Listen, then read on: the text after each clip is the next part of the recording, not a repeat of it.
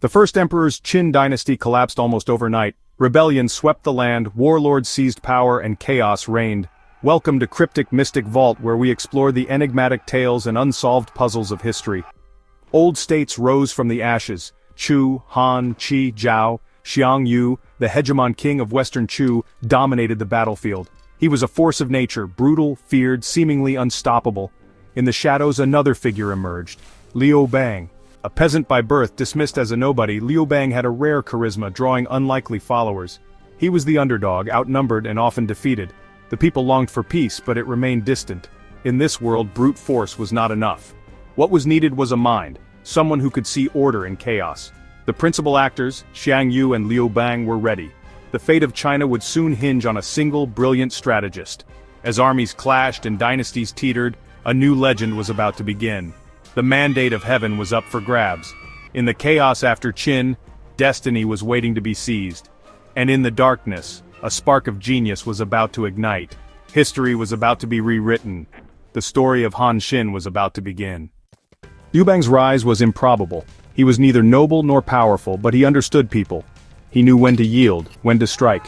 Defeats nearly broke him, but he endured. In the chaos, a new name emerged: Han Xin. Han Xin had no family, no wealth, only humiliation and hunger. He once crawled between a ruffian's legs to survive, a memory that burned. But beneath the surface, he was a scholar of war. He studied Sun Tzu, Wu Qi, and watched the world with sharp eyes. Han Xin saw opportunity where others saw only ruin. His mind was a fortress of strategy, his tactics unconventional and daring. He understood terrain, weather, and most of all, people. Yet in a world obsessed with pedigree, Han Xin was invisible. He first offered his talents to Xiang Yu but was ignored. Xiang Yu, blinded by his own strength, missed the diamond in his ranks. Han Xin left, searching for a leader who could see his worth. That search led him to Liu Bang. Liu Bang, unlike others, valued raw talent. Han Xin's journey to Liu Bang would change history. Two unlikely men, one a peasant, one a pauper, were about to forge an alliance. Together, they would challenge the mightiest warlord in China. Han Xin's fire was about to be unleashed. The world would soon witness the rise of a military genius. In Liu Bang's camp, Han Xin's fate, and China's, would be decided. The meeting of these two men was no accident. It was destiny. The tides of war were about to turn. And the legend of Han Xin was about to take flight. The underdogs were ready to make their move. The empire would never be the same. Han Xin arrived in Liu Bang's camp, but recognition was slow. He started as a granary guard, his genius wasted. His advice was ignored, frustration mounting. Nearly lost to history, Han Xin prepared to leave. But one man noticed: Xiao He, Liu Bang's chancellor. Xiao He saw Han Xin's brilliance and chased him through the night to bring him back. It was a legendary moment. Xiao He's faith in Han Xin was absolute. He told Liu Bang, "If you want to rule, you need Han Xin. Make him supreme commander." Liu Bang hesitated but trusted Xiao He's judgment. Han Xin was appointed Grand Marshal, supreme commander of all Han forces. The soldiers were stunned. Whispers of doubt spread. But Liu Bang had gambled on genius. The fate of the Han now rested on Han Xin's shoulders. Han Xin, once a nobody, now held the power to shape history. His strategies would soon be tested on the battlefield. The Han army was about to become a force to be reckoned with. Han Xin's rise was meteoric. The world would soon see what a true strategist could achieve. Han Xin's moment had come. The next battles would decide the fate of the empire. The underdog had become the master. From granary guard to grand marshal, Han Xin's ascent was complete. The Han Dynasty's future now depended on his genius. Han Xin's genius exploded onto the battlefield. At Jingxing, he faced a larger veteran Zhao army with raw recruits. He placed his men with their backs to a river, no retreat, only victory or death. His officers were shocked, but Han Xin knew desperation would drive them. He lured the Zhao out, then struck their camp with hidden cavalry. Panic spread, the Zhao army collapsed. Next, Han Xin targeted Qi. He used diplomacy to lull them, then struck with overwhelming force. He diverted a river, flooding enemy camps unconventional, devastating. Qi fell, fueling Liu Bang's war machine. Han Xin's reputation soared, some called him the god of war. Against Xiang Yu, Han Xin avoided direct battle, using feints and attrition. At Gaixia, he encircled Xiang Yu, using the Song of Chu to break enemy morale. Xiang Yu's army crumbled. Han Xin's strategies were unpredictable, unstoppable. Victory after victory, he changed the course of the war. The Han Dynasty's rise was now unstoppable. Han Xin had outwitted every rival. His name became legend. The age of warlords was ending. The Han would soon rule all under heaven. Han Xin's brilliance had made it possible. The world had witnessed a master at work. The empire was his masterpiece. Han Xin's victories made him a legend and a threat.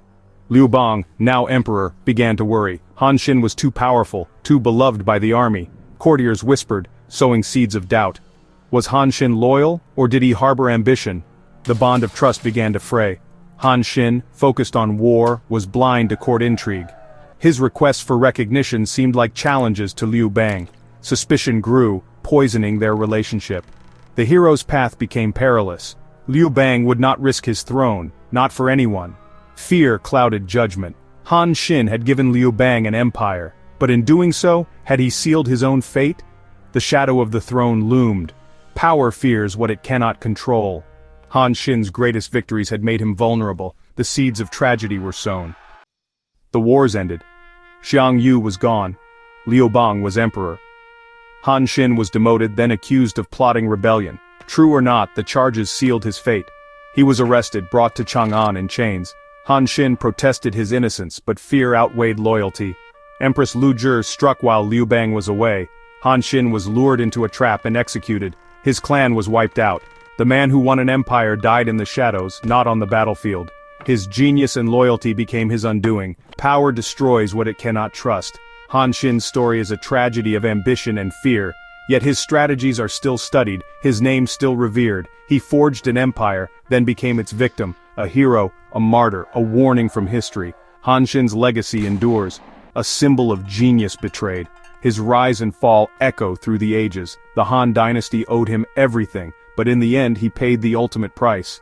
Han Xin's name is forever etched in history, a legend and a lesson for all time.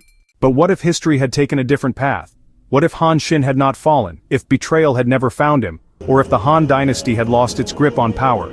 Imagine Han Xin, not as a tragic figure but as a co-ruler or even founder of a new dynasty. His military brilliance could have led to an era of innovation in governance and warfare, spreading Chinese influence even further and earlier. A stable Han Xin regime might have brought advanced military tactics to the Silk Road, accelerating trade and cultural exchange between East and West. Chinese statecraft could have shaped neighboring kingdoms more directly, altering the balance of power in Central and East Asia. The Roman Empire might have met a stronger, more unified China, changing the dynamics of ancient diplomacy and technology transfer.